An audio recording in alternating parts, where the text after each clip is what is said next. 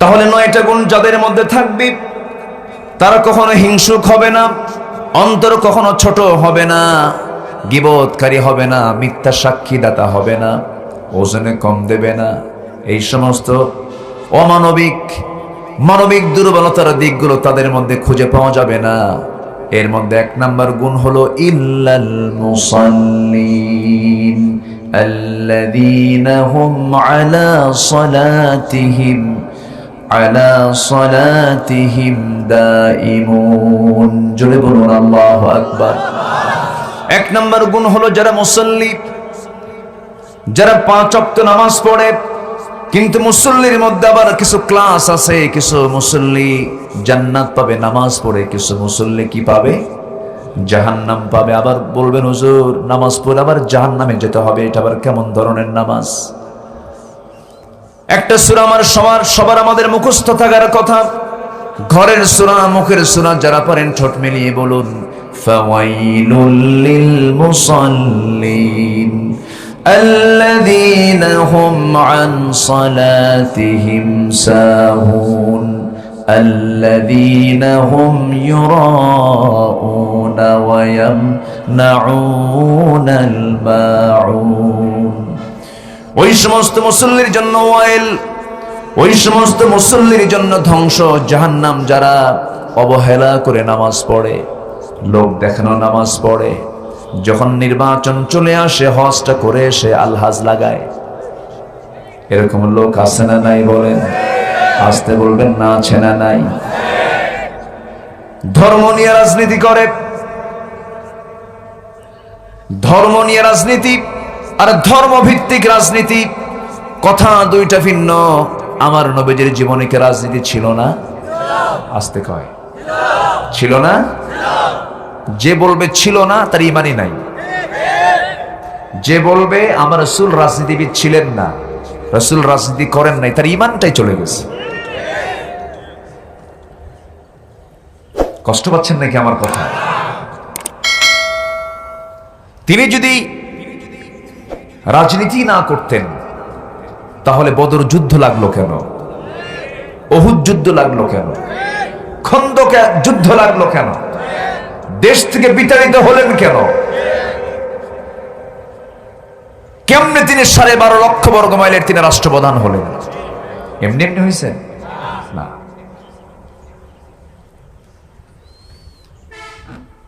আমার বন্ধুগণ, রাসূলকে শুধু নামাজে মানব, রাসূলকে শুধু রোজার ইবাদতে মানব,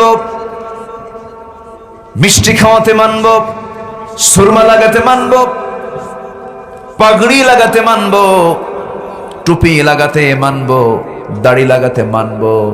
কিন্তু রাসূল যে দিন কায়েমের জন্য রক্ত ঝরেছেন, দাঁত ভাঙ্গা সুন্নতকে মানব না, হেলমেট পরা সুন্নতকে মানব না, তুমি একজন ভণ্ড প্রতারক। ঠিক কি না? ভণ্ড প্রতারক তুমি। রাসূলকে মানতে হবে এক জায়গায় না সব জায়গায়? এক জায়গায় না সব জায়গায়? সব জায়গায়। আমার রাসূল এমন নেতা ছিলেন না, আমার দেশে এমন নেতাও আছে, যত রক্ত লাগে দেব, প্রয়োজনে লোক পাঠাবো, আমি যাব না। আছে না? আমার রাসূল তো এমন ছিলেন না। রাসূল আগে মার খেয়েছেন, যেরকম সুবহানাল্লাহ, বেশি মার খেয়েছেন মুহাম্মদ সাল্লাল্লাহু আলাইহি ওয়াসাল্লাম। আমার বন্ধুগণ, আসল নামাজি আমাকে আপনাকে হতে হবে। সেই হলো প্রকৃত নামাজি, যে নামাজের মধ্যে যা বলে সমাজে তা চালু করতে চায়। নামাজের মধ্যে বলতেছে কি? সবাই বলেন ইয়্যাকা না'বুদু ওয়া ইয়্যাকা নাস্তাঈন ইহদিনাস সিরাতাল মুস্তাকিম সিরাতাল্লাযীনা আন'আমতা আলাইহিম গায়রিল মাগদুবি আলাইহিম ওয়ালাদ-দাল্লিন। জোরে বলেন, আরো জোরে, আরো জোরে, আমিন। একমাত্র তোমার ইবাদত করি, তোমার কাছে সাহায্য চাই। এই যে নামাজের মধ্যে আমি সিদ্ধান্ত জানিয়ে দিলাম, আল্লাহ তোমার ইবাদত করি, এই কথা বলা মানে হলো এই দুনিয়াতে যত আইন চলবে কারো আইন মানা যাবে না, সমস্ত আইন কানুন মানতে হবে কার? আজকে আমাদের সমাজে আইন কানুন চালু আছে কার?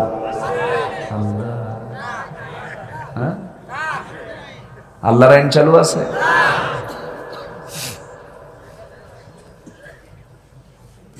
কষ্ট পাচ্ছেন না তো? হুজুর আপনি কি শুরু করলেন এগুলো? ঠিকই আছে, লাও, খুব সুন্দর কথা বলি, আলহামদুলিল্লাহ। আপনাদের কথার মধ্যে খুব মায়া আছে। আপনারা সুন্দর করে তুমি বলে সম্বোধন করেন। তুমি, আমরা আল্লাহকে আপনি বললে দূর দূর মনে হয় না? আল্লাহ তুমি আমার এটা দাও। তুমি শব্দটার মধ্যে মহাব্বত কম না বেশি? তো আপনাদের মধ্যে আপনি শব্দ বেশি না তুমি শব্দ বেশি? তো আবার আপনি তুমি দুটো যোগও দেন আবার মাঝে মাঝে, আছে না? খুব মজা আপনাদের ভাষার মধ্যে। সব ভাষার মধ্যে এই মজা কে দিয়েছেন? গত পরশুদিন ছিলাম আমি কক্সবাজার। খুব জটিল ভাষা, এত জটিল, ওরা যখন কথা বলে মনে হয় গন্ডগোল লাগছে, কিচ্ছু বুঝি না, এত জটিল, খুব শর্টে মারে। এখানে এসে বসুন, এত লম্বা সময় বলার সময় নেই, ইক্কা বইয়ুন, এন্দে বইয়ুন, খুব শর্টে কথা বলে ওরা। আবার জামালপুর, ময়মনসিংহ এদিকের জমাজমিগুলো অনেক লম্বা লম্বা মাঠ, তো এদের ভাষাও খুব লম্বা। বোন আপনি কেমতাইছুন, ওর আবার মধ্যে মুত্তাসিল সহ 3 আলিফ 4 আলিফ লম্বা পরিমাণ টানে, অনেক লম্বা টান দেয়। এই যে ভাষা কে দিয়েছেন বলেন তো? এই ভাষার মালিক কে? কেন চেঞ্জ করে দিলেন? চেঞ্জ করে দেওয়ার কারণ হচ্ছে আঞ্চলিক নিরাপত্তা নিশ্চিত করার জন্য। আপনি সিরাজগঞ্জে গিয়ে যখন আপনি কথা বলতে যাবেন তখন আপনাকে ওই এলাকার লোক ধরে ফেলবে এটা দুপসাসিয়া থেকে আসছে, কথা বলছেন। সিরাজগঞ্জ পার হয়ে যখন টাঙ্গাইলে যাবেন তখন বলবেন, তখন ওরা আপনাকে ধরে ফেলবে। সিরাজগঞ্জের লোক যখন আপনার এখানে আসবে তখন আপনি ধরে ফেলবেন। চিটাগাং থেকে যখন এখানে লোক আসবে তখন আপনি তাকে ধরে ফেলবেন। ভাষা, চেহারা, সবকিছুই আঞ্চলিকভাবে বিভক্ত করে দিয়েছেন তিনি কে? আসতে বলবেন না, তিনি কে? কেন কেন করে দিয়েছেন? ইন্না খালাকনাকুম মিন যাকারিন ওয়া উনসা ওয়া জাআলনাকুম শুউবান ওয়া ক্বাবাইলা লিতাআরাফু ইন্না আকরামাকুম ইনদাল্লাহি আতকাকুম। বিভিন্ন গোত্র গোত্র করেছি, বিভিন্ন ভাষা বর্ণ দিয়েছি যেন তোমরা একে অপরকে চিনতে পারো। এটা চীনা, এটা কোরিয়ান, এটা জাপানি, এটা সৌদি, এটা বাহরাইন, এটা দুবাই। বিভিন্ন ভাষা, বিভিন্ন চেহারা, বিভিন্ন গোত্র গোত্র করে দিয়েছেন। কেন? আমাদের খারাপের জন্য না ভালোর জন্য? ভালোর জন্য। কিন্তু তোমাদের মধ্যে কোন বংশ, কোন চেহারা আমার কাছে দামি নয়। আমার কাছে দামি হলো তোমাদের মধ্যে যে বান্দা আমাকে সবচাইতে বেশি ভয় করবে সেই লোকটা আমার কাছে সবচাইতে বেশি দামি। যখন সুবহানাল্লাহ। বেলাল কি বড় বংশের লোক ছিলেন নাকি? বেলাল হচ্ছেন একজন গোলামের ছেলে, গোলাম। এত কালো মানুষ ছিলেন, এমন কালো মানুষ এখানে কেউ নাই। ঘন কালো কুসকুসে বেলাল। আল্লাহ রাব্বুল আলামিন তাকে এত সম্মান দিলেন, এত মর্যাদা দিয়ে দিলেন। আমার নবী হচ্ছেন মসজিদে নববীর ইমাম, আর ইসলামের ইতিহাসে পৃথিবীর প্রথম মুয়াজ্জিনের পদ দখল করেছেন সাইয়্যিদনা বেলাল। যখন সুবহানাল্লাহ। বংশগত কৌলিন্য ইসলামে গ্রহণযোগ্য নয়। রাসূল হচ্ছেন আরব, বেলাল হচ্ছেন অনারব। বেলালকে মুয়াজ্জিন বানায়া দিলেন, কালিমা গ্রহণ করেছেন। উমাইয়া মুনিব তাকে ধরে নিয়ে বলছে, বেলাল ইসলামটা ছেড়ে দে। বেলাল বলছেন, জীবন দিয়ে দেব, হাসতে হাসতে মরে যাব, কিন্তু ইসলামটা কখনো ছেড়ে দেব না। আহারে, বেলালকে ধরে ফেললো। গত রমজান মাসে আমি গিয়েছিলাম ওমরায়। আমার ভাই তো ওই দেশের মানুষ, এখন ব্যবসা বাণিজ্য করে। রমজান মাসে আমার এক বন্ধু মিজান নাম, গাড়িতে করে আমাকে মক্কা ঘোরাচ্ছিলেন। হঠাৎ করে আমি একটা জায়গা, ফাঁকা জায়গা দেখলাম, চতুর্দিকে বিল্ডিং হয়ে গেছে, মাঝখানটা ফাঁকা। বললাম, বন্ধু এত বিশাল একটা জায়গা ফাঁকা কেন? বন্ধু বলতেছে, ভাই তুমি হয়তো জানো না এই জায়গাটার ইতিহাসটাকে আমি তোমাকে জানায় দিচ্ছি। এই জায়গাতেই বেলালকে নিয়ে এসে তার মনিব বুকের উপরে পাথর চাপা দিয়ে রাখতো, বুকের উপরে পাথর চাপা দিয়ে রাখতো। বাত্তা কুরাইশ, ওই বাত্তা কুরাইশি বুকের উপরে পাথর চাপা দিয়ে রেখে বলতো, বেলাল ইসলাম ছাড়বি কিনা বল। বারবার তাকে চাপ দিত, বারবার তাকে ধমক দিত, কিন্তু বেলালের মুখ থেকে একটা সূরা বের হতো বারবার, কুল হুয়াল্লাহু আহাদ আল্লাহুস সামাদ লাম ইয়ালিদ ওয়া লাম ইউলাদ ওয়া লাম ইয়াকুল লাহু কুফুয়ান আহাদ। আহাদ আহাদ বারবার তিনি বলতেন। উমাইয়া খেপে গিয়ে রেগে গিয়ে তার মুখের ভিতরে বাম হাত ঢুকায় দিয়া জিহ্বা টান মেরে বের করে ফেললো। বাবলা গাছের কাটা জিহ্বার মধ্যে ঢুকায় দিল, ফিঙ্কি দিয়ে রক্ত বের হতে লাগলো। বলা হলো, বেলাল জিহ্বা বন্ধ করেছে, আল্লাহর জিকিরটা করবি কেমনে, আল্লাহর নামটা নিবি কেমনে? বেলাল সঙ্গে সঙ্গে নখটা উঁচু করে বলতেন, আমার উমাইয়া, আমার মনিব, তুই আমার জিহ্বা অচল করলে কি হবে? আমি আমার আল্লাহর নাম আমার দিলের মধ্যে আমি অঙ্কন করে নিয়েছি। وَأَمَّا مَنْ خَافَ مَقَامَ رَبِّهِ وَنَهَى النَّفْسَ عَنِ الْهَوَى فَإِنَّ الْجَنَّةَ هِيَ الْمَأْوَى। জোরে বলুন আল্লাহু আকবার। যার দিলের ভিতরে আল্লাহর ভয় ছাড়া কারো ভয় থাকে না, তার ঠিকানা হলো জান্নাত, জান্নাত, জান্নাত। আল্লাহু আকবার। এই দিলের মধ্যে কার নাম? সর্বক্ষণ কার জিকির করব আমরা? আসতে বলবেন না, কার জিকির? উপরে উঠতে সুবহানাল্লাহ, জমিনে চলতে আলহামদুলিল্লাহ, বড়ত্ব কিছু প্রকাশ করতে আল্লাহু আকবার। এইরকম করে করে বান্দা যদি সর্বক্ষণ তার জিহ্বা যদি আল্লাহর জিকিরে কাজে লাগায়, ওই বান্দার মুখ থেকে কখনো অযাচিত মিথ্যা কথা বের হতে পারে। এই জন্য আমরা জিহ্বাকে কাজে লাগাবো কার জিকির দিয়া? বলেন, আসতে বলবেন না, কার জিকির দিয়া? আল্লাহর জিকির দিয়া। কারণ আল্লাহর জিকিরে যারা যত কথা বলবেন সেই কথার মধ্যে কোনো বরকত নাই।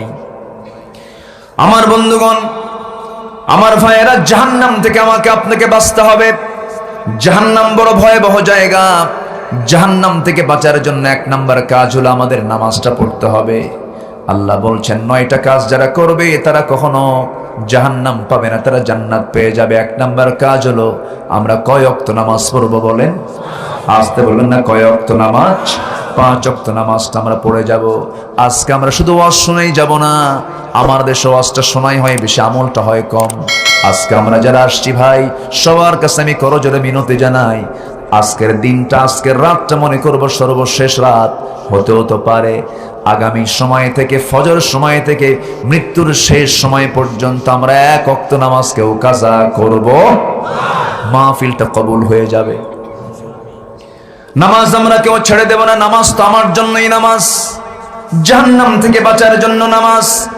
জাহান্নাম ভোগ করা বড় কঠিন, জাহান্নাম বড় ভয়ঙ্কর জায়গার নাম। জাহান্নাম কে বানাইছেন? আসতে বলেন না, কে বানাইছেন? কার জন্য বানাইছে?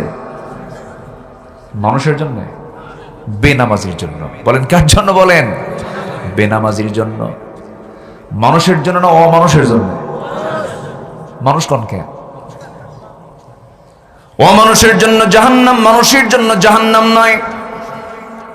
কোরআনকে প্রশ্ন করুন, কোরআন তুমি বলে দাও তো কোন কোন বান্দাগুলো জাহান্নামে যাবে, জাহান্নামে যাওয়ার কারণগুলো কি কি? কোরআন তো জবাব দিতে পারবে না। কোরআন জবাব দিচ্ছে, জাহান্নামে যাওয়ার কারণ হলো মা সালাকাকুম ফি সাকার ক্বালু লাম নাকু মিনাল মুসাল্লিন ওয়া লাম নাকু নুতঈমুল মিসকিন ওয়া কুন্না নাখুদু মা'আল খায়িদিন ওয়া কুন্না নুকাযযিবু বিয়াউমিদ্দিন হাত্তা আতানাল ইয়াকিন। জোরে বলুন আল্লাহু আকবার।